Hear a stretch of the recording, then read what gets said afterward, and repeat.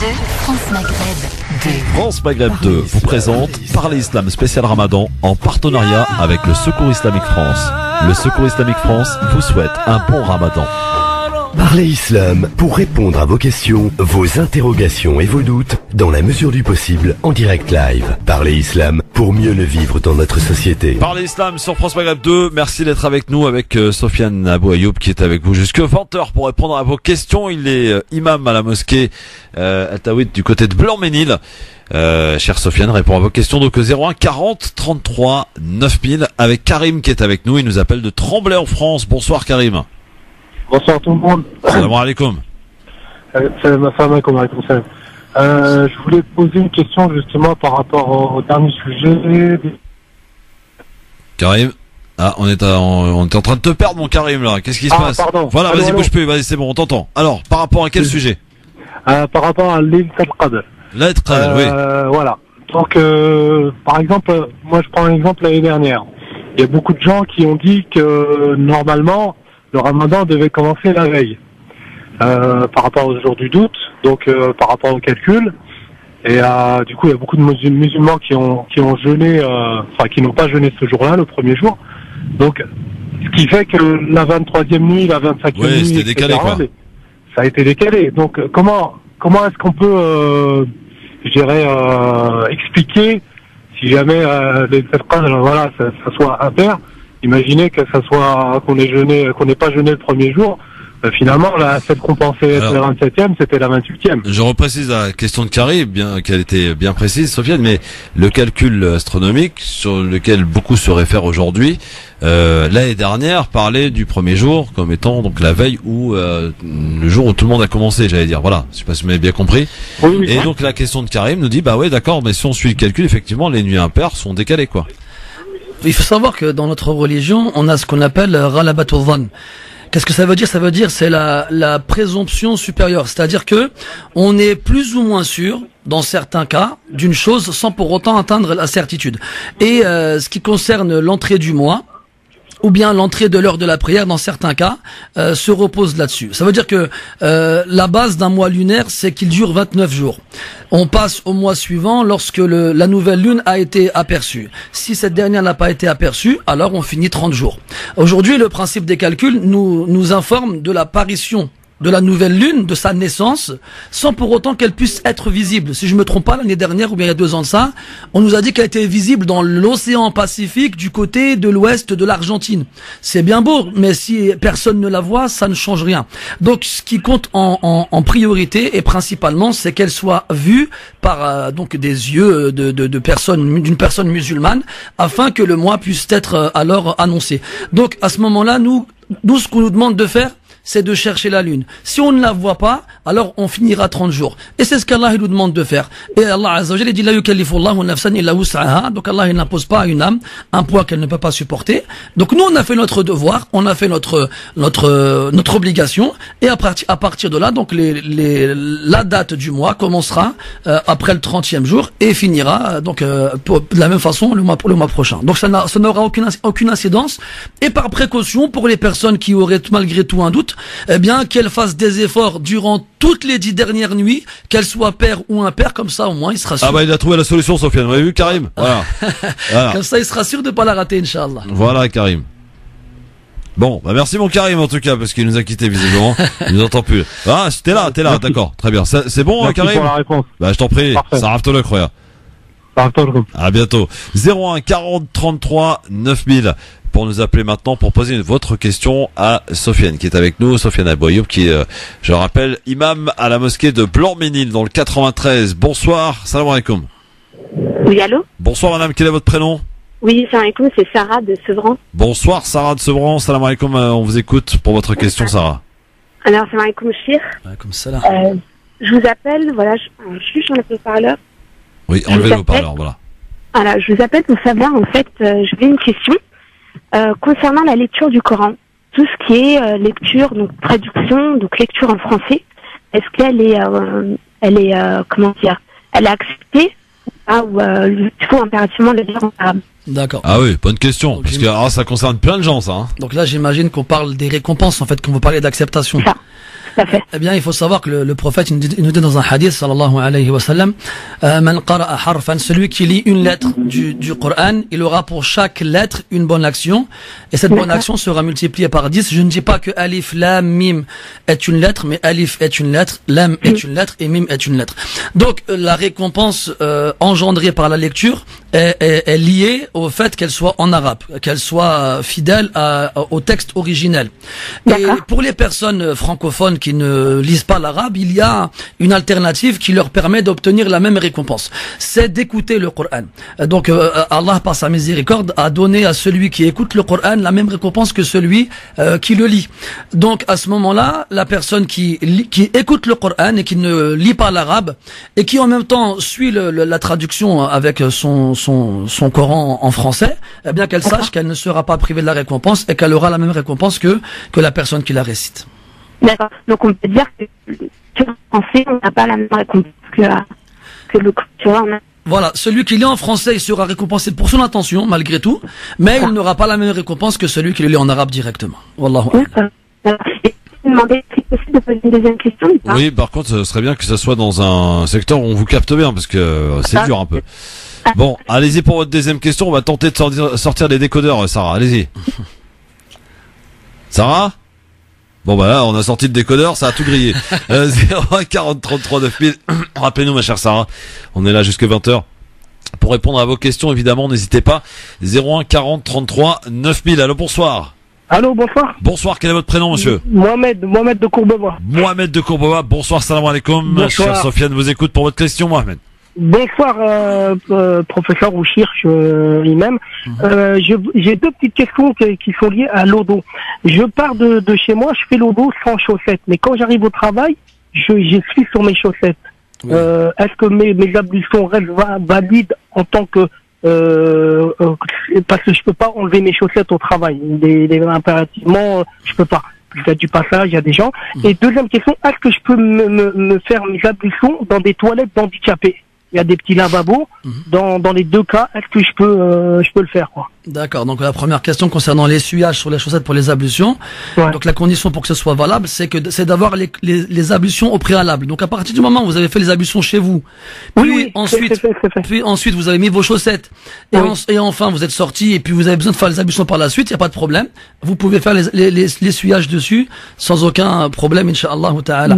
Ensuite, ça veut dire, excusez-moi, je vous interromps, c'est toute la journée. Oui, tant que j'enlève pas ma chaussette, c'est valable. C'est ça, la durée de validité de l'essuyage sur les chaussettes est pour le résident de 24 heures. D'accord. Et pour le voyageur de 3 jours et de 3 nuits. Donc il y a pas de problème. À partir du moment où vous essuyez, eh bien vous avez 24 heures pour continuer à essuyer dessus jusqu'à la fin de cette 24 heures. Alhamdoulilah. Et l'odo dans les toilettes d'handicapés? Voilà, que ce soit des toilettes d'handicapés ou autres, il y a absolument aucune différence. Il y a aucun texte, aucun mal à faire ces ablutions dans ces endroits-là, quel que soit le type de toilette dans Parce que c'était l'évier utilisé était petit, c'est ça? Oui, il y a ça, mais le souci c'est que c'est compliqué dans un travail. Quand on va dans les toilettes, tout le monde me regarde, je peux pas me permettre d'enlever mes chaussettes.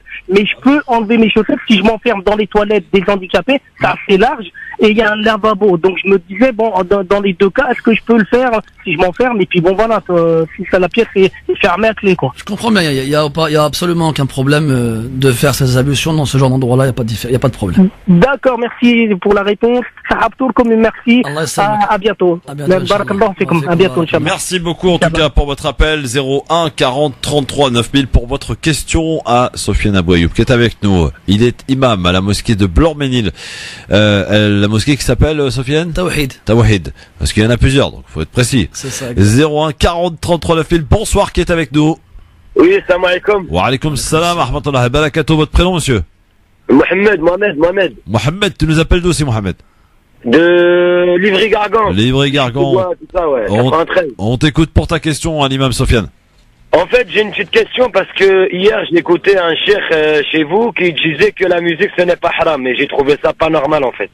Et je voulais être sûr, en fait. Ça, c'est les sujets épineux aujourd'hui. Mais il faut savoir que dans les premières générations de l'islam, chez les compagnons du prophète et ceux qui sont venus après, personne, absolument personne, ne tolérait la musique, ne la considérait comme étant licite.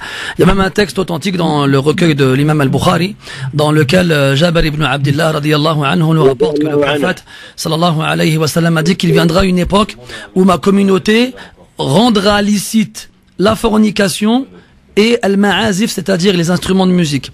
Donc là, il y a deux choses dans ce texte-là. La première, c'est que rendre licite quelque chose, ça veut dire qu'à la base, ça ne l'était pas.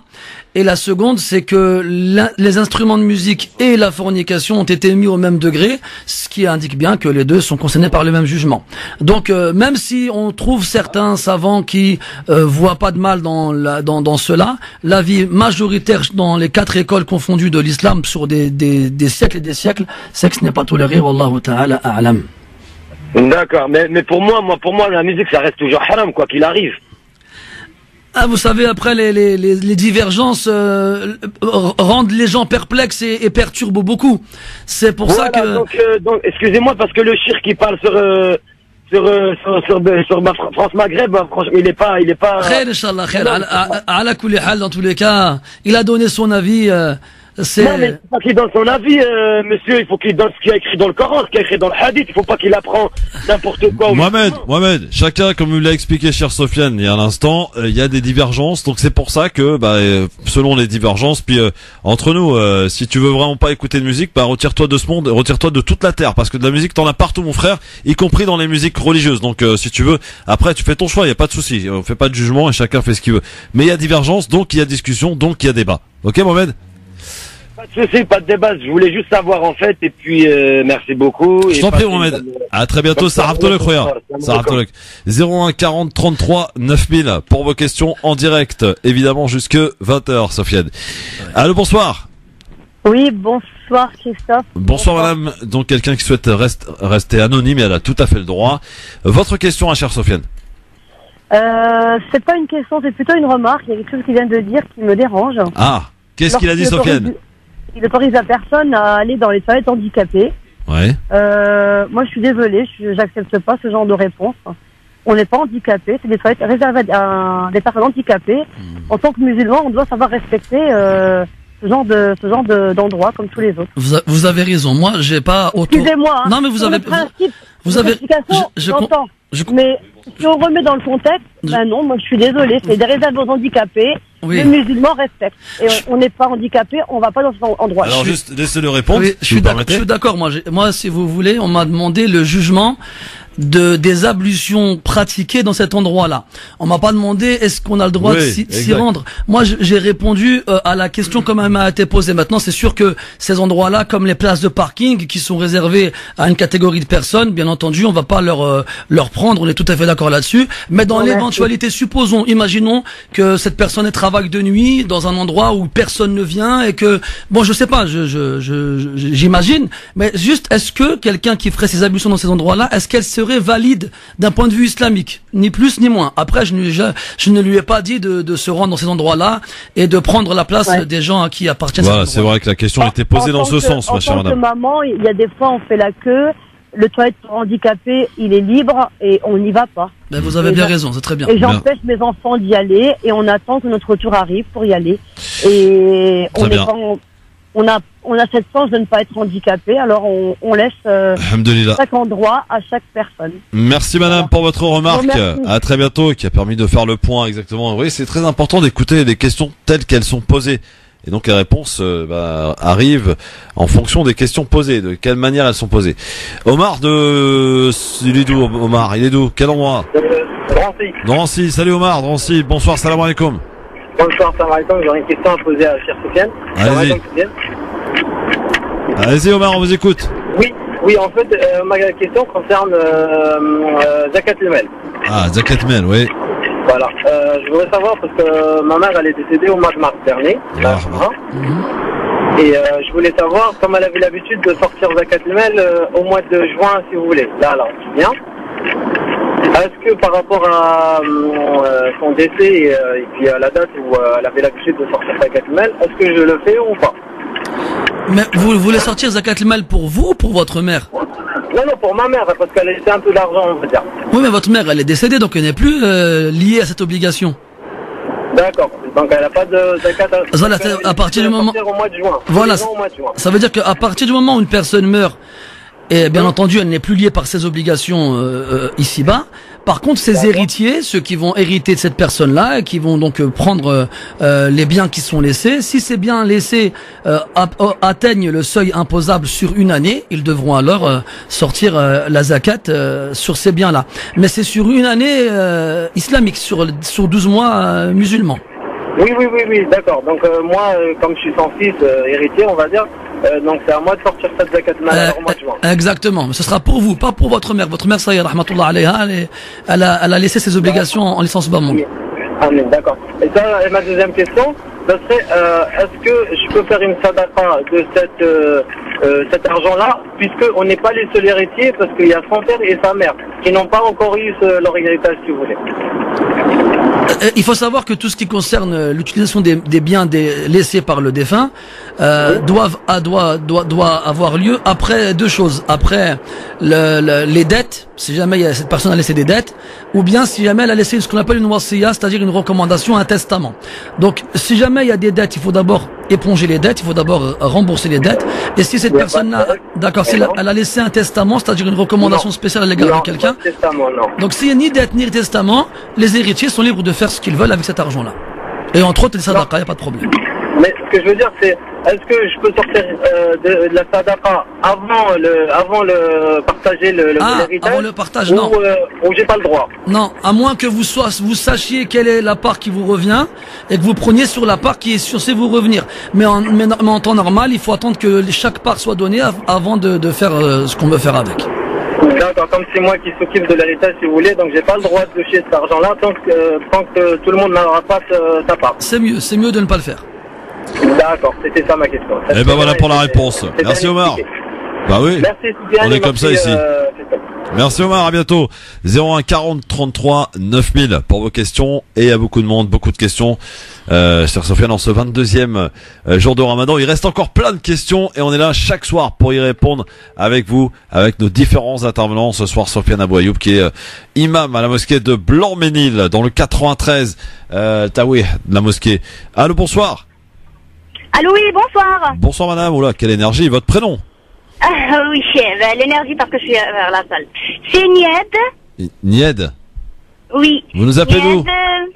De Saint-Denis. D'accord, on vous écoute pour votre question. Alors, ma question, c'est, j'ai commencé Salat Tarawih depuis le mois de Ramadan, depuis le début. Et là, malheureusement, j'ai eu les Hadda Shahriya. Donc,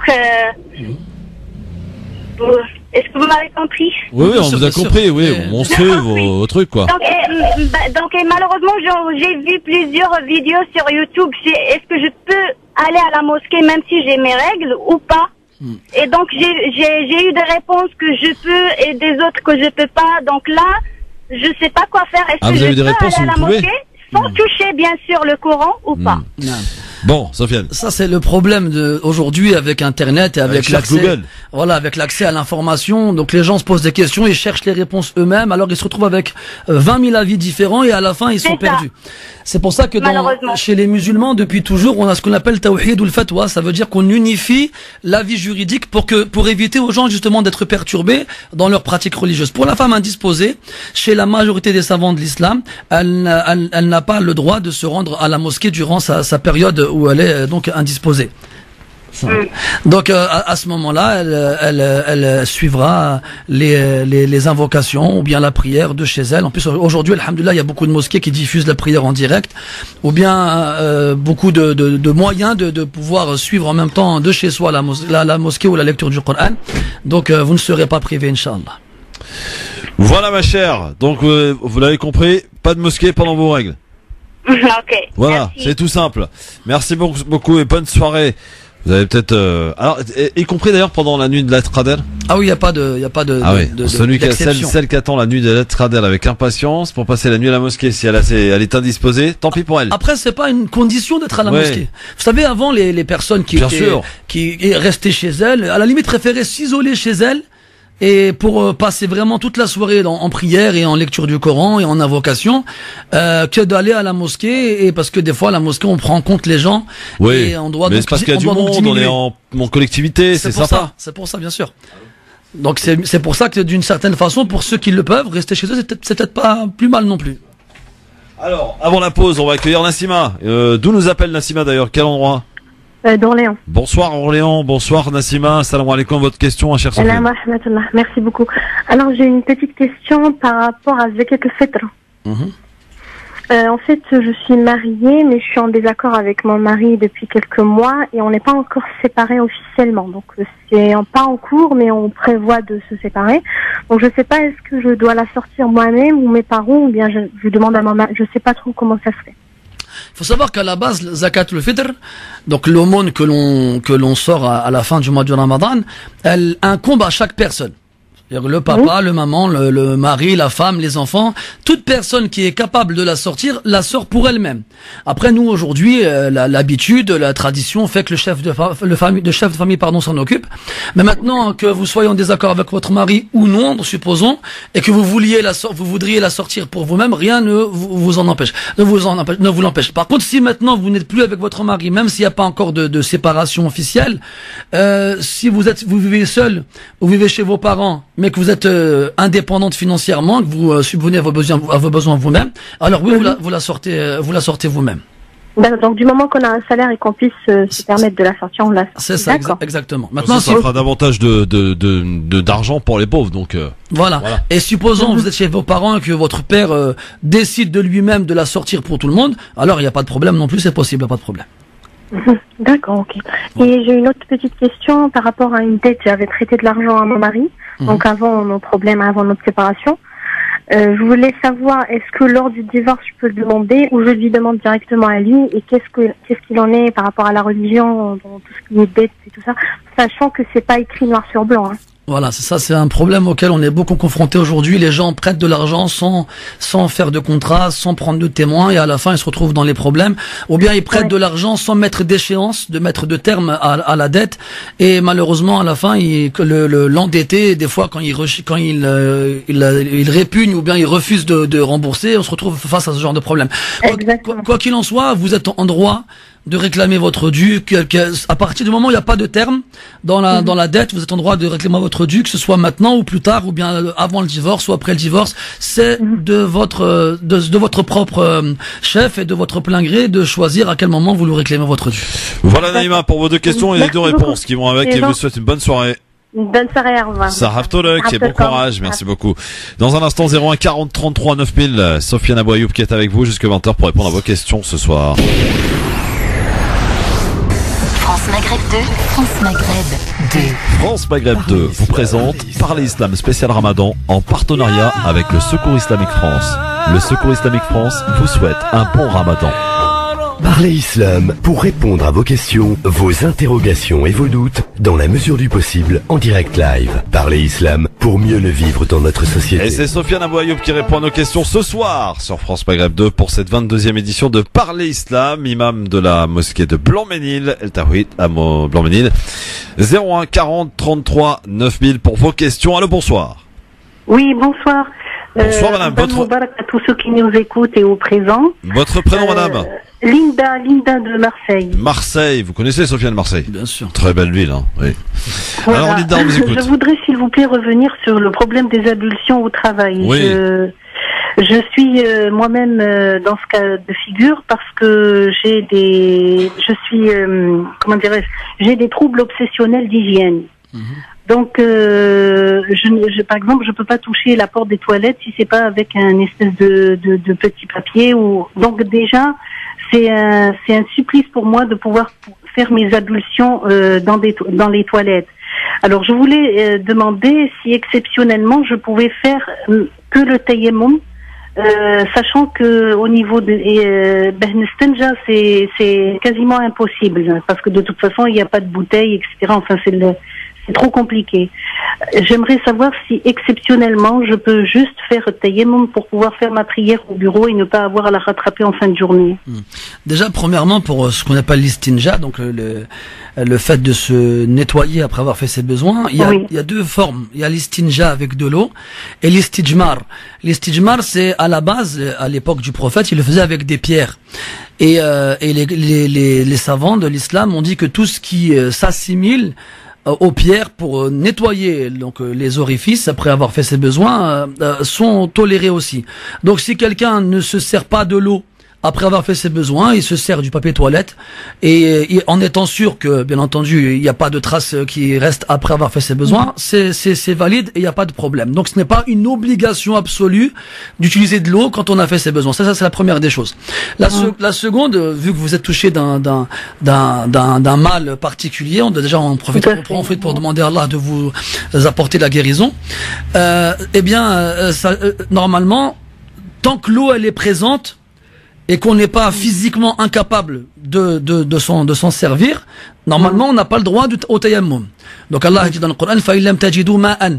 Si vous ne trouvez pas d'eau, donc l'eau elle est présente. Physiquement parlant, si quelqu'un il a des allergies ou je ne sais quoi d'autre qui l'empêche de toucher l'eau, pareil on lui dira qu'il pourra faire le tayammum. Donc vous qui avez une pathologie spéciale et qui vous empêche donc d'avoir accès à l'eau, on espère, je dis bien on espère que pour vous ce soit permis. Wallahu a'lam.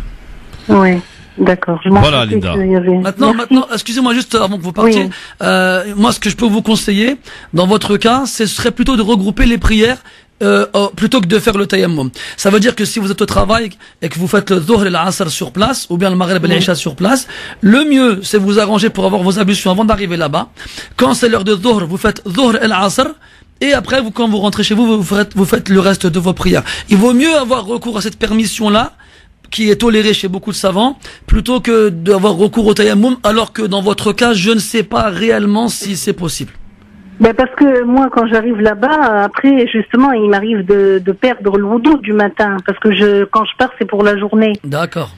Donc c'est pour ça, je me dis des fois peut-être qu'il vaut mieux le faire avec l'eau et à la maison en fin de journée, plutôt que de le faire sur place comme ça. D'accord. Donc si vous êtes sur place et que vous pouvez pas faire les ablutions et que vous avez peur de rater l'heure de la prochaine prière, faites le tayammum, Inch'Allah.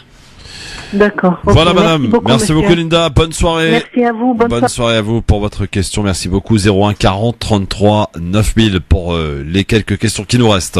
En ce lundi 22e jour de Ramadan, 27 mai sur France Maghreb 2, 01 40 33 9000. Profitez de la présence de Cheikh Sofiane Abou Ayoub qui est avec vous jusque 20h, imam de la mosquée de Blanc-Ménil. Bonsoir. Salam alaikum. Allô. Oui, bonsoir, quel est votre prénom? Bonsoir, c'est Yasser de Paris. Bonsoir Yasser de Paris, votre question à Sofiane. Chère Sofiane. Voilà, moi j'ai une question de manière plus générale, en fait, par rapport à Laylatul Qadr. Oui. Dans le Coran, en fait, Dieu dit qu'il a descendu Bismillahir Rahmanir Rahim, Inna anzalnahu fi Laylatul Qadr, mais il n'a pas cité de jour. En fait, je comprends pourquoi la majorité des gens et des musulmans prétendent que la nuit du destin est vers la fin du mois du Ramadan. En particulier les 10 derniers jours, la nuit du 27 et du 28. Moi je pense que seul Dieu en a la connaissance. Il n'a pas cité dans le Coran. Dans le Coran, si mon frère, dans le Coran, Allah nous cite que le Coran a été révélé pendant le mois de Ramadan. Dans la sourate Al-Baqarah, Allah dit Shahr Ramadan alladhi unzila fihi al-Qur'an. Donc le mois du Ramadan est le mois dans lequel le Coran a été révélé. Et dans sourate Ad-Dukhan, Allah Ta'ala dit Inna anzalnahu fi laylatin mubarakatin inna kunna munzirin. Nous l'avons fait descendre dans une nuit bénie, certes nous étions avertisseurs. Et dans sourate Al-Qadr, donc Inna anzalnahu fi laylatil Qadr. Donc tous ces versets nous font comprendre que Laylatul Qadr est dans le mois de Ramadan. Après le Coran, comme le prophète le disait alayhi salatu wassalam, on lui a donné le Coran et son équivalent avec lui, c'est-à-dire la sunna, la tradition prophétique. Et dans la tradition prophétique, de façon notoire, il a été rapporté par des dizaines de compagnons et des centaines de pieux prédécesseurs que cette nuit-là se trouve dans la dernière décade du mois de Ramadan, dans les nuits impaires des 10 dernières nuits. Et que au départ, on connaissait sa date, puis par la suite, elle a été cachée pour que les musulmans la recherchent à travers leurs actions et leurs efforts durant ces nuits-ci.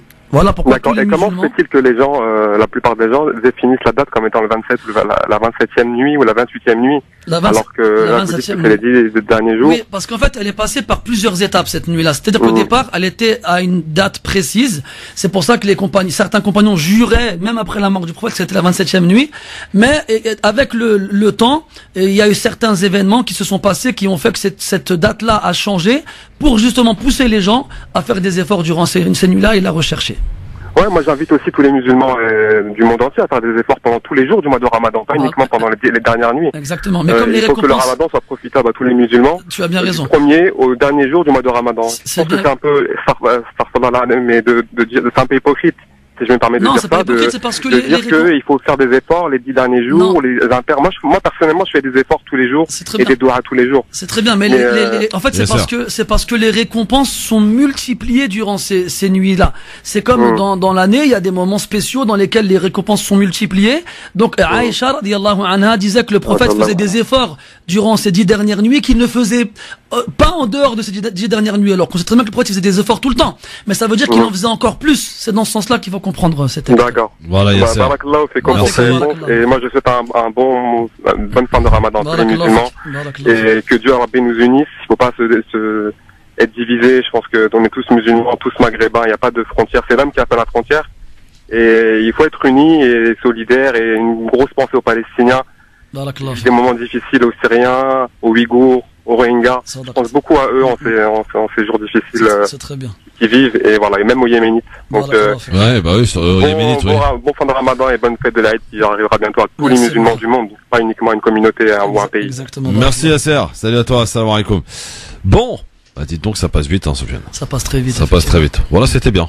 J'ai kiffé. Ça va trop mieux. Bon, je te laisse le mot de la fin pour cette 22e édition. Merci d'être passé par chez nous. On se reverra bientôt, j'espère, Inch'Allah. Bah écoute, c'était un plaisir d'être avec toi. Et puis si tu croises Medjahid à la mosquée, je ferai en sorte qu'il soit encore meilleur qu'il a été la veille. Ça va être dur parce qu'il est déjà très niveau, machallah. Ah ouais, machallah. Machallah. Dans tous les cas, moi, mes chers frères et sœurs qui avaient écouté avec moi cette émission, si je peux me permettre de vous faire un conseil, et c'est le rôle des prophètes que de conseiller leur communauté, et après les prophètes, donc ceux qui portent l'étendard de cette religion, c'est d'avoir le sens des priorités dans les questions qu'on pose. Vous savez, en tant que musulman, on est concerné par des obligations et des choses qui ne le sont pas, des choses facultatives, des choses surérogatoires.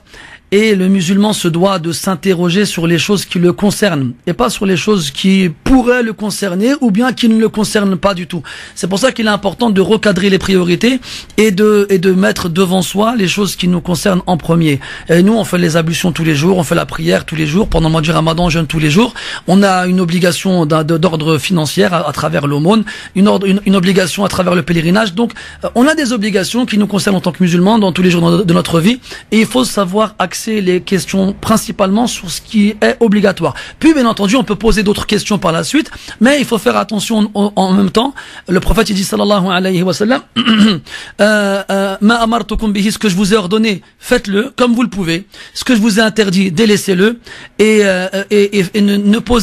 faites attention à ne pas trop poser de questions, car c'est ce qui a mené à leur perte les gens qui vous ont précédé. Donc posez les questions qui vous importent, qui vous concernent, et après par la suite Inch'Allah Ta'ala vous pourrez demander le reste, et Allah Ta'ala c'est mieux. Merci beaucoup Sofiane. Salam alaikum, à très bientôt. Saraf Tolok.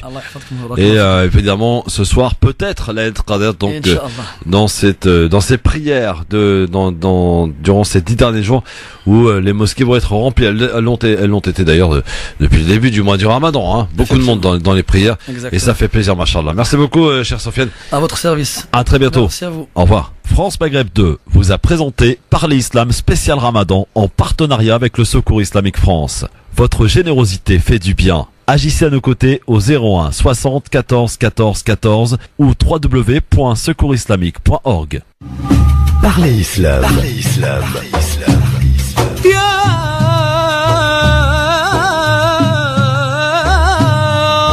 Parler Islam pour répondre à vos questions, vos interrogations et vos doutes dans la mesure du possible en direct live. Parler Islam pour mieux le vivre dans notre société.